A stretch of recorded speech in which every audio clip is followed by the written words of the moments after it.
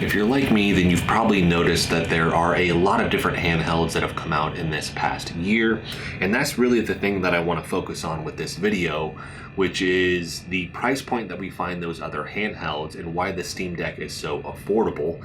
And this was really something that kicked off a while ago for me in terms of the thoughts that I had behind it, but AOK ZOE, which is this one, I reviewed this. They just announced that they're coming out with the A2, this is the A1, and then they're gonna come out with the A2 Pro. Two different variations with this. We're gonna have the new Ryzen 7000 series in it. This has the 6800U in it. The new one's gonna have the 6840U. So hopefully what they're saying is a 20% increase in power.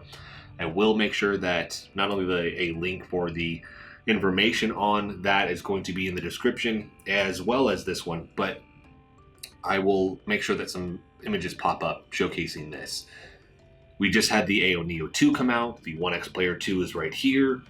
The turnover rate of these new handhelds is pretty intense.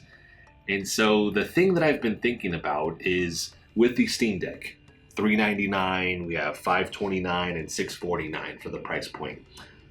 You have to get one of these through the crowdsourcing, the crowdfunding, the Indiegogo campaign, the Kickstarter campaign, in order to get it at a price that is more comparable to a Steam Deck. That's one of the ways that you can actually get these devices, again, at that closer price point. To me, Valve has been around for a long time. Steam Deck is a great product. It's not cutting edge in terms of the hardware specs at this point, just because at this point it's already a dated piece of hardware, right? But it's tried and true. I trust Valve is going to be able to repair that device if anything goes wrong with it. They have the software side, and I'm always surprised at how much you can actually squeeze out of this just because they are giving these updates on the software side to increase performance so that things do run better on a Steam Deck. Looking at the other devices though, one of the trade-outs is these things run Windows 11. You can run anything you want on it, right? So it's a little bit easier because you're just running Windows. Where this is a Linux-based system here, you run into some limitations. My big draw was Destiny 2, and so all of these devices run Destiny 2 because you can download the anti-cheat.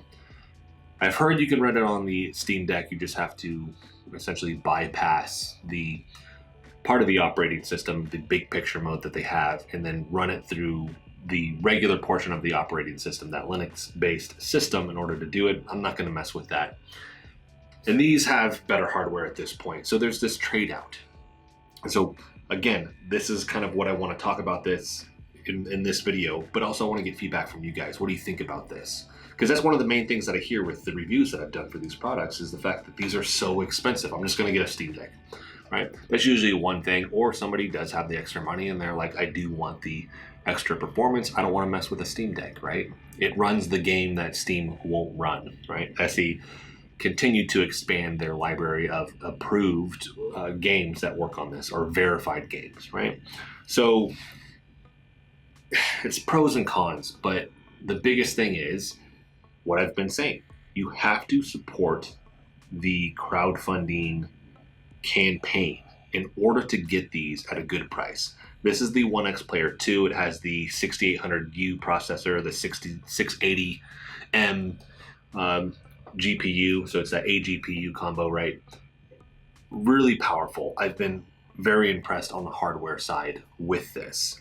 I got it for $899. Okay, top tier Steam Deck is $649. So it's still expensive, but I'm willing to pay a little bit more in order to get that. The regular listing price for this is going to be about $1,300. So now we're talking close to double the price. That's where it's a harder pill to swallow. And so if you do want to get one of these devices, you have to time it right now so that you're, hey, Kickstarter campaign, which version, right? The AOK ZOE A2 just came out, and I think they had a pro version. You could have hopped on that campaign. And sometimes they actually drag those out for a little bit longer. So potentially you can wait to the tail end so you don't have to support it early. They ship out those units. I know Onexplayer did that with this device where I waited, I think, 4 months to get this thing. That's a drawback, right? You can get the Steam Deck right now. I could get one of these other devices, but I'm going to pay more outside of an exception that I'll talk about here in a little bit. But looking at this, I want the cheaper price point. I'm either going to have to wait or catch it at the very tail end before they increase the price. Usually they have perks for people that start supporting right at the get-go, and those start to diminish over time as you sit around and wait. This came with like a keyboard, it had the case with it, comes with stickers with it, joy cap covers, and then a protection screen. And so you can gather all that up. They'll tell you, hey, this is going to be like $150, $200 value. You'll get that as well. Which, one of the irritating things is the fact that by default, a lot of these don't come with a carrying case. Steam Deck comes with a carrying case, and it's a really good one to boot. Those things should just be included, especially when you're paying for a higher tier product. I would just expect it to come with that. But that is one way that you could actually get one of these at a price, again, that is comparable to a Steam Deck, but you're gonna have to wait. Are you willing to wait 3-4 months, right? Or catch it at the tail end? If you gamble with that though, you may end up paying more, because right at the tail end, I think they raised this like $100. So now we're looking like $1,000, right? And then it went up another $1,000. So they kind of tier that out before they're like, all right, this is the full release, and now it's just our regular price, okay? So that is something to think about as well. With this, the pros and cons I want to cover on this end with one of these devices compared to a Steam Deck, and these are just generalities here. So these have Windows 11, the operating system is different. With that, you do have access to things that just make it easier to, if I want to download, for example, MSI Afterburner, easier to do on this. You can still do it on this from what I've seen, but this has its own built-in hardware monitoring with it. So you already have those options built into it. This doesn't, but I like Afterburner compared to what they have on here. It's still great information. It's just something that I personally prefer. There's just things with Windows 11 that I can do that, again, I'm either going to have to get into the operating system and then learn this Linux-based system, have certain workarounds, anything like that. I just personally don't want to do that, so it's been easier on this. It has a larger screen, typically. Some of them are the same size. This is a 7-inch. We have an 8.4, we have 8, and then this one right over here, the Onexplayer Mini, is a 7. You have a full M.2 with a lot of these versus the smaller variation in the Steam Deck. So it's just easier to get one of the M.2s that's the full size and trade that out if you want to. Bigger battery with most of these. So it does trump the Steam Deck with that, which is awesome.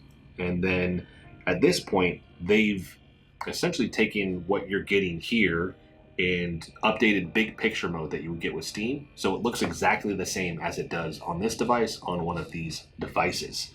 But you're not bound by those limitations of verification with some of them. Now there's certain games on Steam, it'll tell you, gives the icon where it's like, hey, this isn't verified, but it's most likely going to play. Some of the limitations you would have on the Steam Deck are going to be the same on any of these handhelds. If I'm playing an RTS, it's going to be harder if I'm doing it on this, right? I'm most likely just going to want a mouse and keyboard in that regard. So you're going to run into the same things, same issue on both of these. Now on the Steam Deck side, the software is amazing. Like I said, they are usually updating on the back end to make sure games run extremely smooth, especially if they are verified, where you may run into hiccups on this end. I've seen it where it's not an issue over here. Performance gets improved where it is struggling with one of these and it's not on the Steam Deck. That's not always the case, but there are certain instances of that. The controller on this, out of all of these, still feels the best in my hand. The Onexplayer 2 is detachable, but the big draw here, I made a video on it. I thought you were going to be able to operate this and just take those controllers out and start playing them. No, you need the dock that got pushed back twice, I believe. It didn't launch with the product. Those are some things that you see on the crowdfunding side. Issues like that you're not prepared for, right? This is a solid company, like I mentioned. Valve's been around for a long time. They're reputable, so you know that they're going to back up this product. Over here, if you are having issues, these are smaller companies. And so trying to get certain things resolved, it may be more frustrating. Certain things break, they may not be able to be repaired. right? Or you have to return it. Now you still don't have a handheld. You don't know when you're going to get it back. This is coming out of China, so you're going to have to send it over there. It's going to be a long time, right? I've had issues with both of these where I essentially had to wipe Windows and start fresh. And so that was kind of a pain, learning curve, but I haven't had any issues like that with the Steam Deck. So again, trade-offs, but I went into it thinking that those were big possibilities because this is smaller companies and you're running just Windows 11, right? So learned a little bit about the device, but I still honestly prefer gaming on these because of the power, but I'll always take this in terms of the controls. It just feels great in my hands. And that's gonna boil down to what you personally prefer as well. If you have the option to get your hands on both, that's great. But for most people, it's going to just be one of those things. They're going to either commit to the Steam Deck or they're really gonna hope that they like whatever product they're going to back on some type of Kickstarter campaign. If you're gonna try to get a deal that is closer to the Steam Deck price. Otherwise, again, you're gonna pay a ton of money for one of these. Outside of one other option. And I almost split these videos up, but I think it just falls under the same category here, which is Onexplayer specifically has refurbished devices. They sell out really quick. This is one right here. This is the 5800U. And so this is the Onexplayer Mini. And so 5000 series. And I got this, paid $599 for it, so 600 bucks. Again, comparable to the Steam Deck, it has 1 terabyte with this, so comparable to that upper end Steam Deck.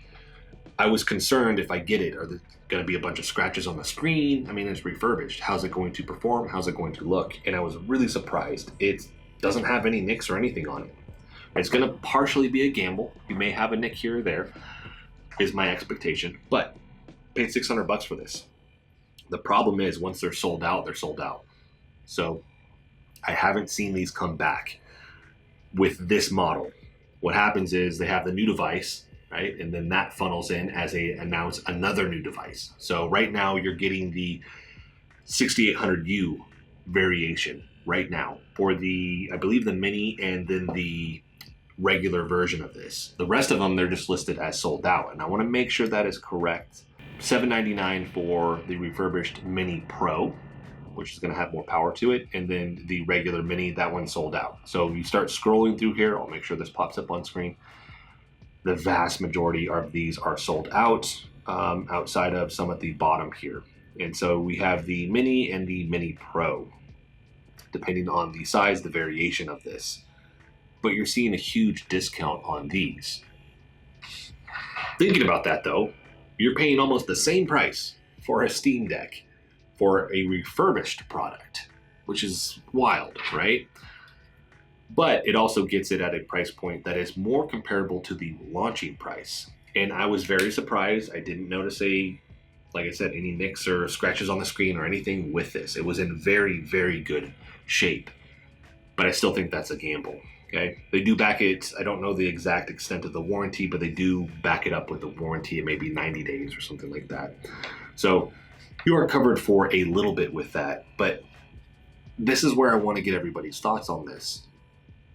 These are smaller companies. I understand that. They don't have the same pulling power. They're probably making exactly as many as they need to get them out the door. They can't make them and produce them in the same quantity that Steam Deck can, so, or Valve can. So you're looking at different price points there. Steam is also attacking this from a software side. They want you to buy more games off of Steam.